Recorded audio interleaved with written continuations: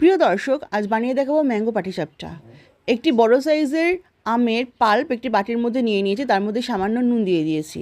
একটি মিডিয়াম সাইজের বাটির 1 বাটি ময়দা তার মধ্যে দিয়ে দিয়েছি এবং ওই বাটিরই হাফ বাটি চালের গুঁড়ো ওর মধ্যে দিয়ে দিয়েছি।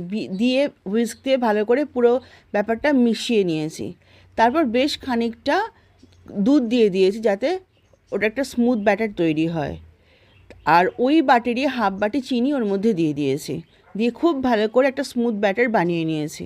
বানিয়ে ওটা আমি প্রায় আধ ঘন্টার মতো রেস্টে রেখে দেবো।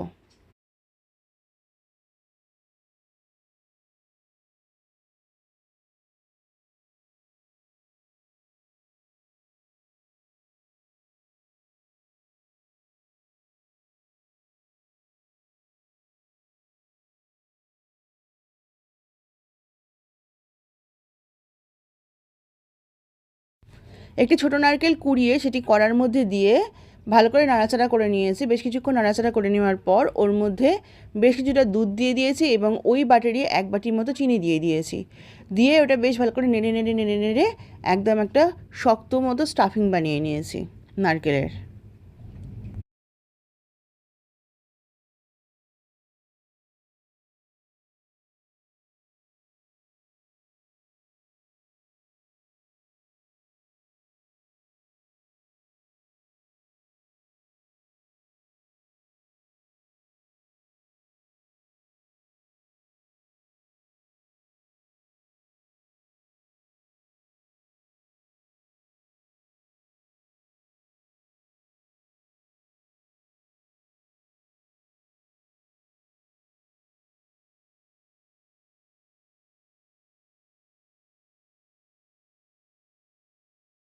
ননস্টিকি চাটুর মধ্যে ঘি ব্রাশ করে নিয়েছি, তার ওপর ওই আমের মিশ্রণ থেকে 1 হাতা তুলে নিয়ে সেটি গোল আকারে ছড়িয়ে দিয়েছি এবং তার মধ্যে ওই নারকেলের স্টাফিং দিয়ে ওটি পাটিসাপটার আকারে গড়ে নিয়েছি। এরকম করে একটা একটা করে সবকটা পাটিসাপটা আমি গড়ে নিয়েছি।